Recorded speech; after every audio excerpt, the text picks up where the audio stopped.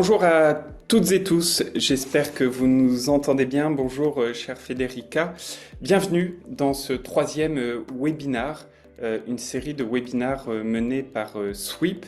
Alors pour ceux qui ne nous connaissent pas encore, Sweep, nous sommes une ESG Data Management Platform. Nous accompagnons plus de 400 entreprises aujourd'hui dans le pilotage des données extra-financières, de la collecte à l'action, mais en passant aussi par ce qu'on appelle le disclosure, c'est-à-dire se rendre conforme avec la réglementation. Et nous avons entrepris depuis quelques mois un certain nombre de webinaires dont aujourd'hui fait partie celui que nous allons animer avec Federica. C'est le troisième webinaire de cette série qui va porter sur justement la réglementation européenne. Où en est-on sur cette réglementation, la fameuse CSRD, le fameux cadre VSMI? On reçoit beaucoup de questions chez Sweep au regard de ces réglementations. Et j'ai l'immense plaisir de faire ce webinaire avec Federica de l'entreprise Quanto. Quanto est l'un des clients de Sweep. Je vous le disais, on a plus de 400 clients aujourd'hui, des grandes entreprises, parfois des très grandes entreprises, des entreprises de la tech, des entreprises de différents secteurs, et nous sommes très heureux d'avoir Quanto avec nous. Alors, Federica est ESG Manager chez Quanto. Pour ceux qui avaient noté l'invitation, initialement, Alexia Delahousse, la VP Legal Affaires Publiques et ESG de Quanto, devait être parmi nous, mais Alexia a accueilli un très heureux événement le week-end dernier et donc ne pourra se joindre à nous, et nous sommes ravis de pouvoir avoir cet échange avec Federica. Federica, je te laisse peut-être te présenter, ensuite j'annoncerai le planning de la demi-heure que nous avons devant nous à celles et ceux qui nous écoutent. Merci Julien, bonjour à toutes et à tous. Merci avant tout de m'avoir invité Quanto. Je suis très contente en fait d'être ici, raconter l'expérience sur la CSRD, mais surtout avec Sweep. Comme vous avez peut-être déjà entendu mon accent, je suis italienne. J'espère que tout est clair pour vous, mais en cas où, je peux répéter.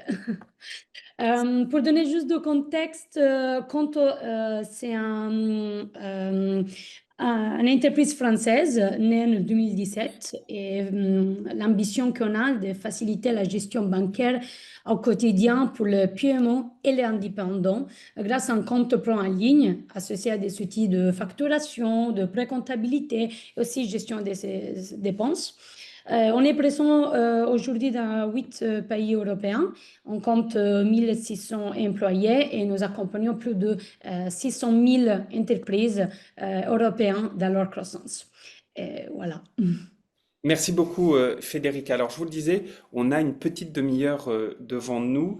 On va organiser le webinaire en 3 parties. Une première partie où je me permettrai de vous présenter les dernières avancées de la réglementation, que ce soit le volet CSRD, le volet VSMI, les fameux data points, les indicateurs requis par la réglementation.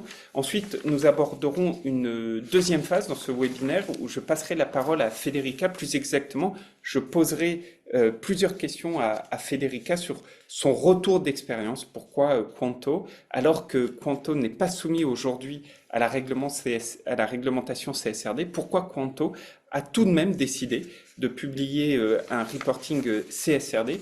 Et enfin, dernière étape du webinaire, la fameuse partie de questions-réponses. Donc n'hésitez pas sur le chat à nous poser toutes les questions que vous souhaitez. Nous y répondrons avec grand plaisir.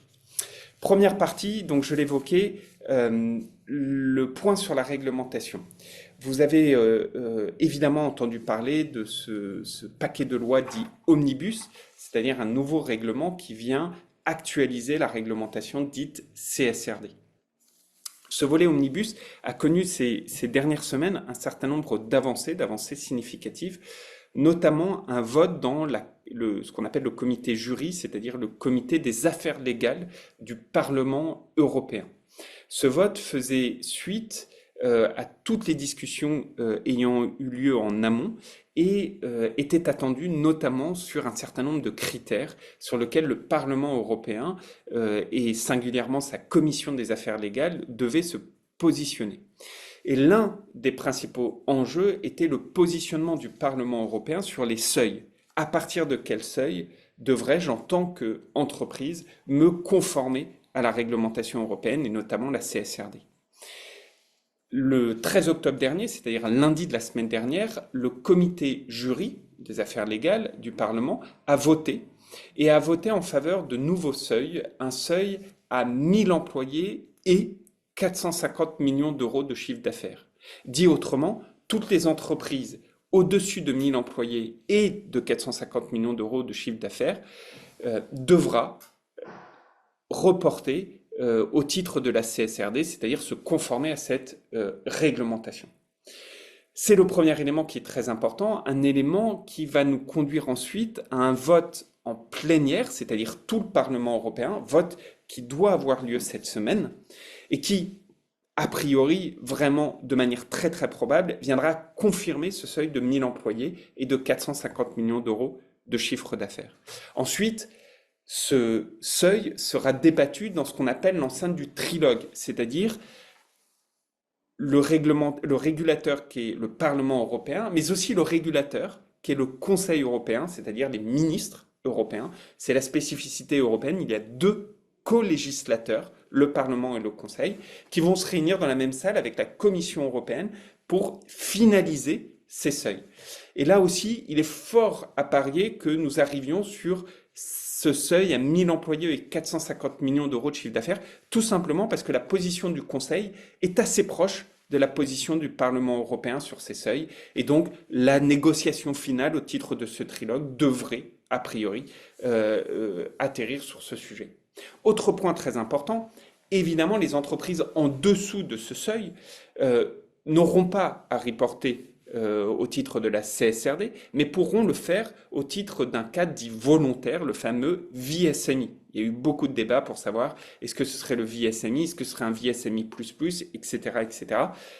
En l'état actuel, elles pourront reporter au titre du VSMI. Ce sera volontaire, pas obligatoire. Et ce qui est intéressant aussi de noter, c'est que certains fondamentaux n'ont pas changé. On reste avec la fameuse analyse de double matérialité, vous savez, cette matérialité financière et cette matérialité d'impact. On reste avec des données qui doivent être auditables, et c'est un élément absolument crucial. Si vous devez faire un reporting CSRD, il ne s'agit pas d'utiliser une black box ou de faire simplement, au petit bonheur la chance, des KPI. Tout doit être auditable. C'est une spécificité de cette réglementation.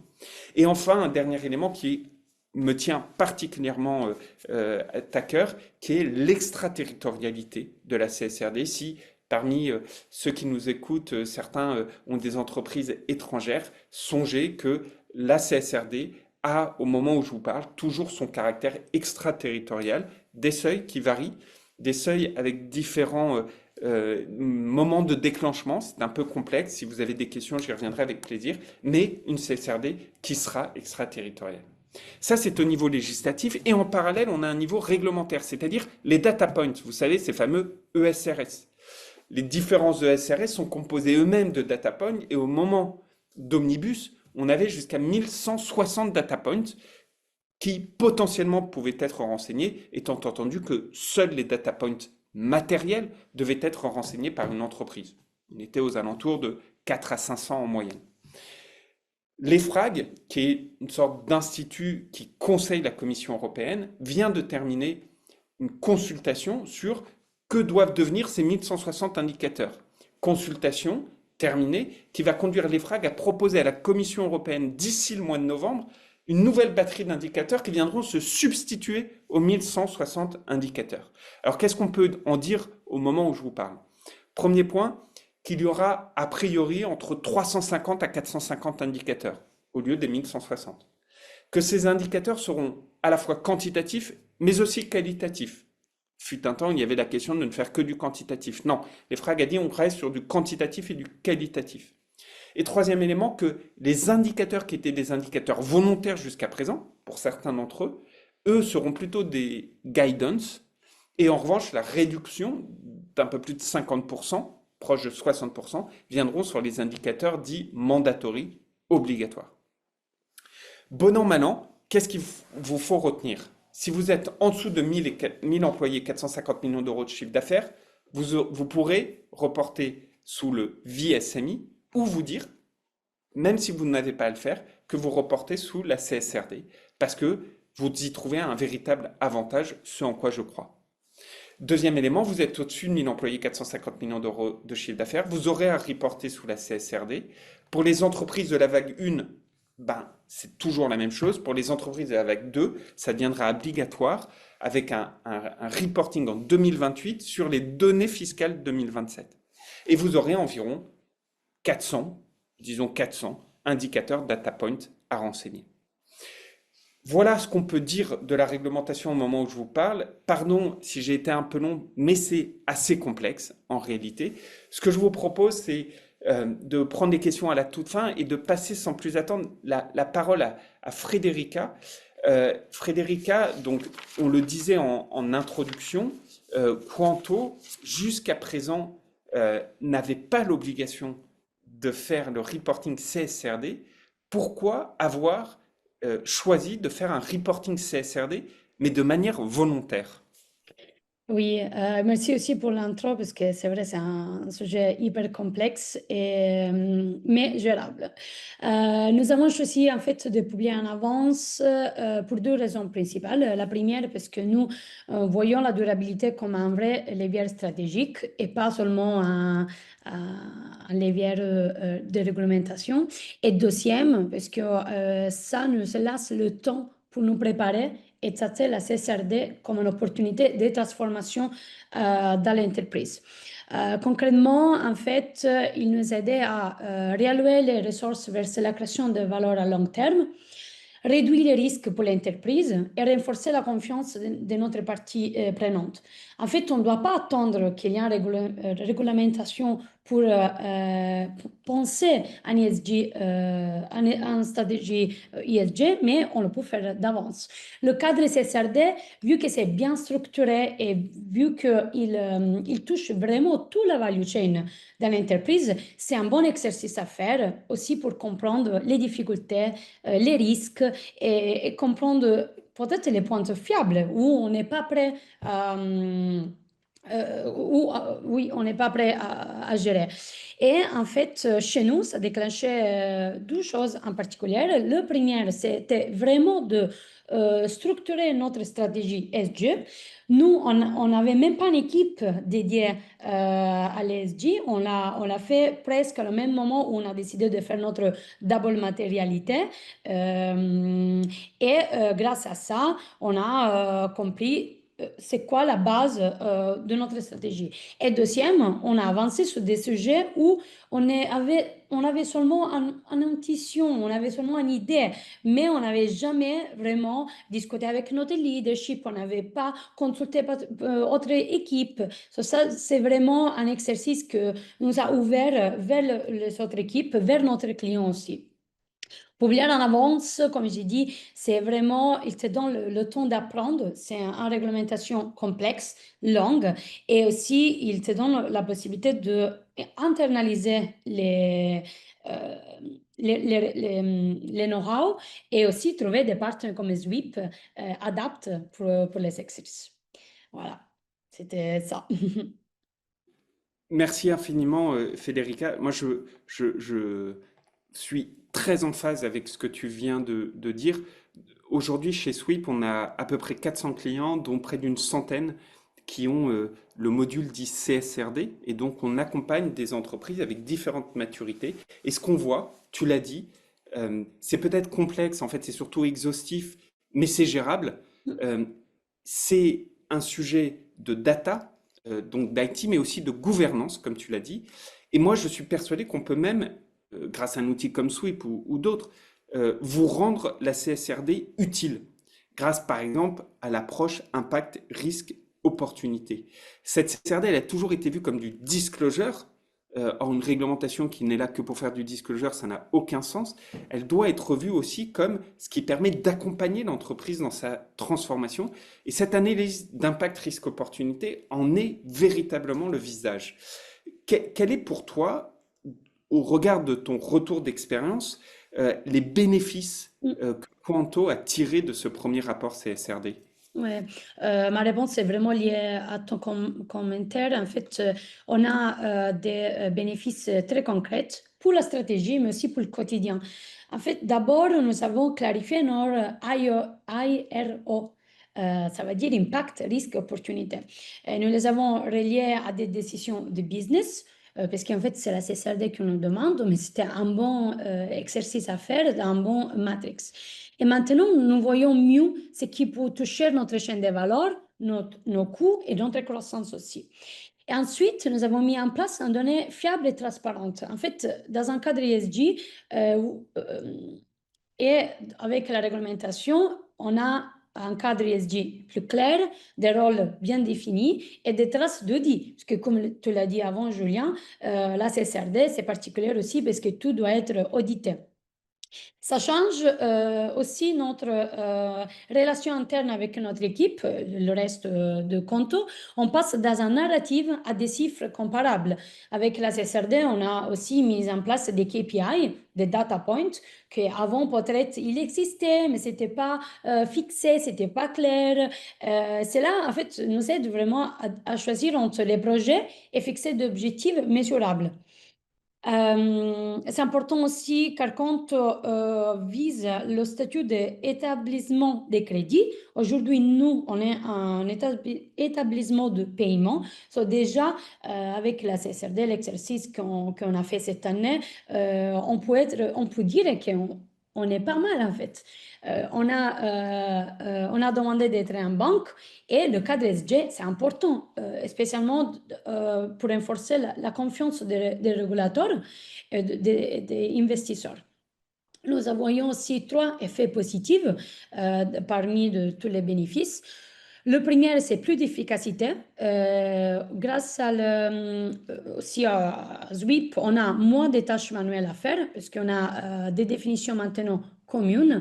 On sait tout le monde qui il doit reporter et quoi. Le processus est devenu plus rapide et aussi réutilisable. Deuxièmement, on est plus agile. Notre reporting s'adapte mieux quand les normes changent, et ça, c'est vraiment un bon exemple. La normative est en train de changer. Moi, j'ai déjà mes data points. Heureusement, il va pas les data points ne vont pas en grandir, mais peut-être en diminuer. C'est déjà quelque chose qu'on a déjà fait. Et troisième point, plus de crédibilité et d'attractivité, excusez-moi, publier tôt avec un bon niveau et envoyer un signal hyper fort, pas seulement à l'investisseur, mais aussi à les talents, à les partenariats et à les clients. Bon, en résumé, ces rapports ne servent pas seulement à cocher un case, je l'ai dit avant, mais c'est vraiment d'améliorer les décisions. Les décisions, de renforcer notre résilience et poser les bases d'une création de valeur durable pour notre stratégie. Et les points que tu as avancés sont très importants. Euh, C'est vrai que cette approche par les impacts, les risques et les opportunités a peut-être été un peu oubliée, notamment dans les débats. Alors pas dans le débat de la communauté des entreprises, mais dans le débat public, vraiment on a perçu la CSRD, je le disais tout à l'heure, comme du disclosure uniquement et pas comme cette appréhension des impacts, des risques, des opportunités. Et comme tu l'as dit, on peut utiliser des outils qui facilitent le reporting CSRD. Chez Sweep, par exemple, on a codé toute la réglementation. Toute la réglementation est déjà dans la plateforme. Donc, quand vous utilisez la plateforme pour faire votre bilan carbone, pour suivre vos émissions, pour suivre vos KPI ESG, en fait, toutes les données d'activité qu'on met dans la plateforme, qu'on transforme dans les KPIs environnementaux, vont directement aller remplir les différents critères de la CSRD pour auto-remplir les différents data points. Et en fait, on gagne un temps phénoménal ce faisant, tout en gardant, et tu l'as bien dit, à la fois l'agilité et surtout la crédibilité de la donnée qui doit être auditable. Donc, on a, nous, chez Sweep, cette volonté de rendre la CSRD utile, mais aussi heureuse. Bon, une fois que j'ai dit ça, Federica, on va pas se cacher, il y a aussi des difficultés dans la mise en œuvre d'un tel projet parce que ça reste un projet transformant dans l'entreprise. Est-ce que tu peux nous dire quelles ont été les principales difficultés que tu as dû, auxquelles tu as dû faire face, tes équipes et toi? Oui, volontiers. C'est vrai qu'est-ce que tu as dit, la ZWIP aide beaucoup à comprendre la réglementation, mais quand même, il y a beaucoup de travail à faire en avant. Nous, on avait deux types de difficultés et de ces difficultés, on a aussi appris. Et moi, je suis contente de partager mes conseils avec vous. La première, c'est la compréhension précise des data points demandés dans la réglementation et la pédagogie interne. En fait, la CSRD, les CRS sont techniques et parfois évolutives. Là, c'est le cas en fait. Il faut du temps, de l'énergie, une action collective pour clarifier les définitions, aligner les périmètres et souvent adapter aussi les KPI qu'on a déjà dans la boîte à la réglementation. En fait, c'est un texte complexe qui va toucher beaucoup d'entreprises différentes, de secteurs différents. On doit être prêt à faire le lien entre la réglementation et notre business. Un conseil que je peux donner, c'est partir d'un glossaire commun et d'une matrice de responsabilité pardonnée. Ça veut dire qu'une fois que l'équipe qui gère l'exercice comprend les CRS, comprend les data points, après, il doit aussi sélectionner l'équipe qui peut répondre mieux à ces data points et aussi avoir une compréhension commune. Parce que c'est comme quand on lit un texte dans une loi, c'est incompréhensible à les gens normaux. Même nous qui on est dans ce contexte, quand même expliquer à notre ami qui travaille chez les HR, sur les ressources humaines, c'est pas tout à fait direct. So, voilà. On doit avoir une compréhension à la base. Aussi, documenter bien systématiquement toutes les hypothèses et la méthodologie utilisée pour éviter la réinterprétation tous les fois, à chaque cycle.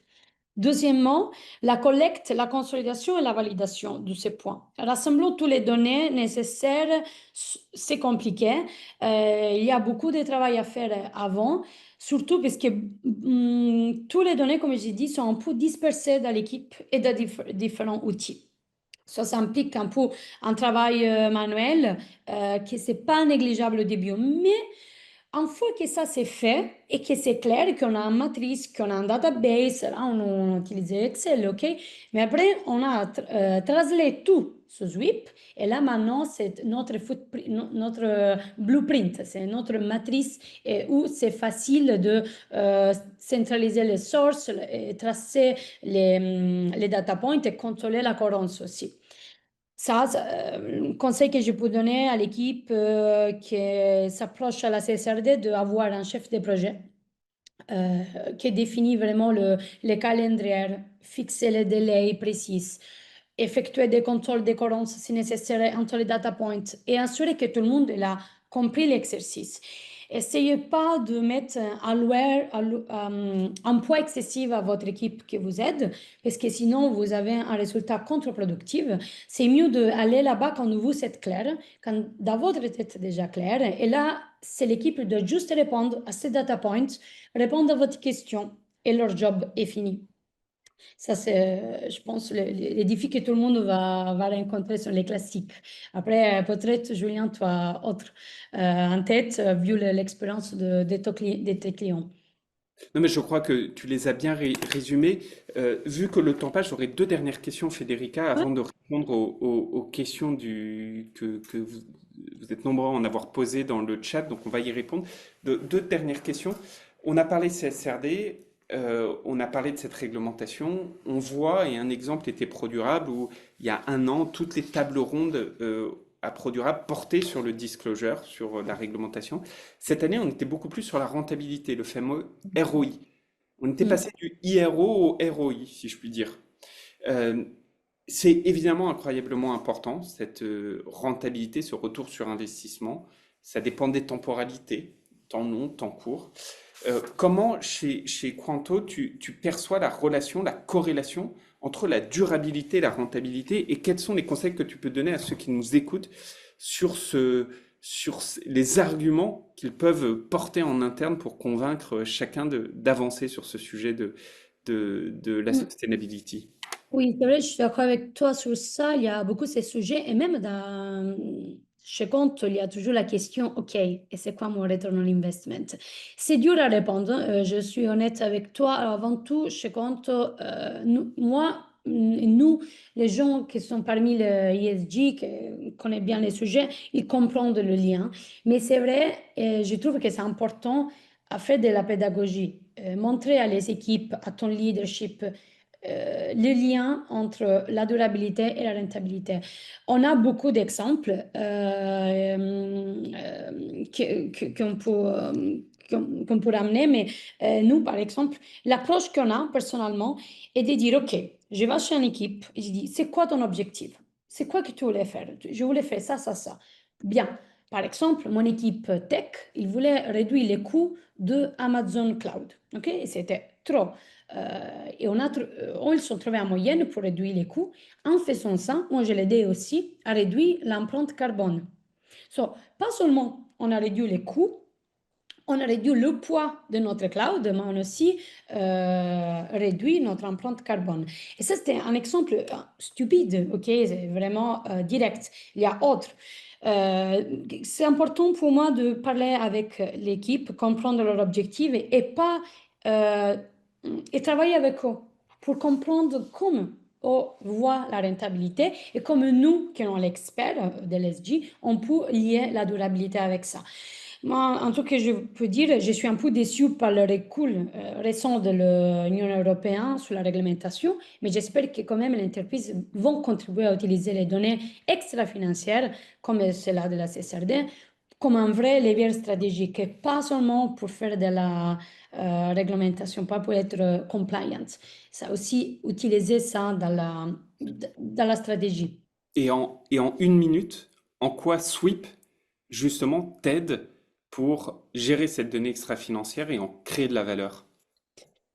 Alors, Zwift, je l'ai dit plusieurs fois, en fait, avoir un outil où tu peux tout centraliser, où tu as aussi un outil, tu peux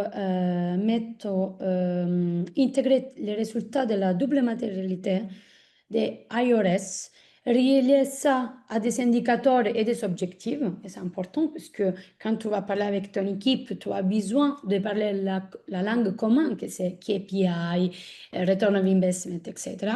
Et on a passé dans un reporting annuel à un pilotage continu. Parce que avec Sweep, on a vraiment la possibilité de traquer notre résultat à manière continue, constante, cohérente, et tout le monde peut accéder à ça. Un Et grand, toi? un grand merci, Federica, pour ce retour d'expérience et pour tes mots. Je vous propose de passer aux questions. Alors, certaines me sont adressées, d'autres pour Federica. Je vais commencer sur les questions liées à la réglementation. Euh, la première question porte sur le VISMI. Est-ce que le VISMI est en l'état terminé ou encore soumis à évolution? Il y a des débats. Le cas de VSMI tel qu'il est défini est terminé. En revanche, il y a deux débats qui perdurent. Enfin, un débat qui perdure, c'est est-ce que ce cas de VSMI doit être celui qui s'applique à toutes les entreprises en dessous de 1000 employés de manière volontaire, ou est-ce qu'il faudrait trouver un cadre intermédiaire, si je puis dire? Ma conviction, mon sentiment, mon ressenti et mon expérience sur ces sujets est plutôt qu'on va s'en arrêter là sur le VSMI. C'est plutôt mon sentiment. Ça ne veut pas dire qu'il n'y a pas d'autres cadres qui existent. J'en prends un, We Are Europe, que certains connaissent peut-être, qui est une sorte un entre-deux entre VSMI et CSRD. Mais au moment où je vous parle, si je devais parier, je pense que le cas de VSMI est terminé. Euh, une autre question demandait s'il y aurait des guidance sur le cadre VSMI et des exemples de reporting sur la norme VSMI. La Commission européenne elle-même s'est engagée avec les FRAG à publier des formes de guidance très claires sur le cadre VSMI. Elle l'a déjà fait, il y a du matériel, comme on dit, sur le site de l'EFRAG et de la Commission européenne sur le VSMI. Évidemment, si vous avez quelconque question dessus, n'hésitez pas. Chez Sweep, on couvre aussi évidemment toutes ces questions, donc on est là pour vous accompagner et n'hésitez pas à nous contacter dessus. Une autre question porte sur quand est-ce qu'on aura vraiment la version définitive de la CSRD. Quand le trilogue sera passé et quand les indicateurs seront transmis par l'EFRAG à la Commission européenne, c'est-à-dire fin novembre, courant décembre. On aura un texte qui n'aura pas encore été définitivement adopté, puisque on n'aura pas eu notamment la ratification par les États membres, qui n'adviendra que courant de l'année 26. On n'aura pas exactement tous les indicateurs finaux, parce que une fois que la Commission européenne aura reçu ces indicateurs, elle doit elle-même consulter un certain nombre d'organismes, comme l'autorité des marchés financiers européens, etc., etc. Mais en vrai, on aura une indication très forte, une image peut-être pas figée, l'encre ne sera pas totalement sèche, mais on aura une image très forte de quelle est la structure définitive et quels sont les indicateurs quasi finalisés. Donc, d'ici fin novembre, mi-décembre, on aura cette vision très claire, même si elle n'entrera en vigueur qu'en 2027 au final, c'est-à-dire les entreprises de la vague 1 pourront reporter en 2027 sur les nouveaux indicateurs tels qu'on est en train de les définir. Pour les entreprises de la vague 2, est-ce qu'il y a vraiment 400 data points ou est-ce que plutôt 100 data points? La réalité, c'est qu'il y aura pour la vague 2 exactement les mêmes indicateurs que pour la vague 1. Donc on sera bien sur les 400 data points et non pas sur les 100 data points. Les nouveaux indicateurs, les nouveaux data points concernent et la vague 1 et la vague 2, les deux vagues. Ce seront les mêmes indicateurs. La seule différence entre vague 1 et vague 2, c'est une différence de temporalité dans l'obligation de reporter sous la CSRD. C'est tout.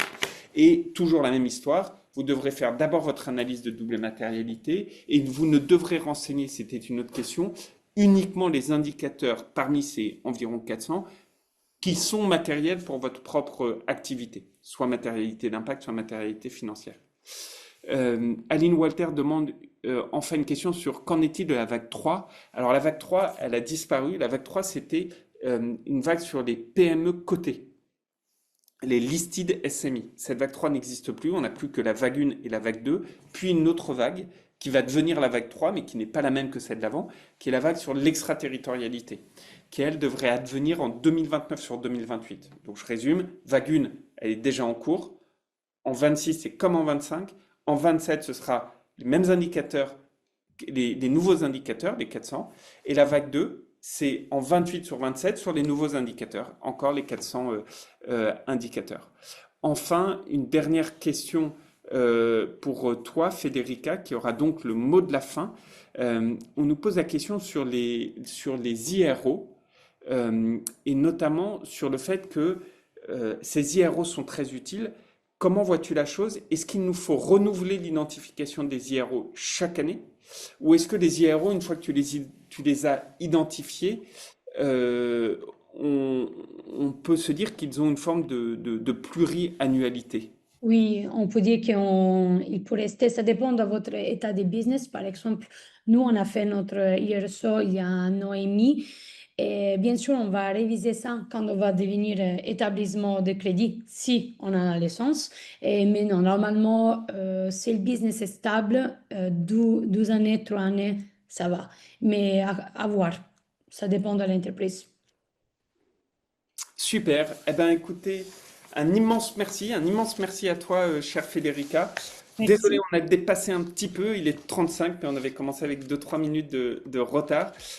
On a espéré que ce webinaire vous était utile. C'est le 3e de la série. Évidemment, chez Sweep, on continuera à faire de tels webinaires, de tels échanges, de telles rencontres. Évidemment, on continue à accompagner nos clients et puis les entreprises européennes, mais aussi étrangères, sur ces questions. On est convaincu que cette réglementation, on peut vous la rendre heureuse et on peut vous la rendre utile. Et ça ne sont pas des vains mots. Je pense que quand on voit le sourire communicatif et les paroles communicatives de Federica, parfois ça marche. Et donc on en est très content. Donc un grand merci à toi, Federica. Et quant à toutes celles et ceux qui nous écoutent, merci pour vos questions. Et puis je vous dis à très bientôt pour un nouveau webinaire. Merci beaucoup, Julien, à tout le monde. Merci, Federica.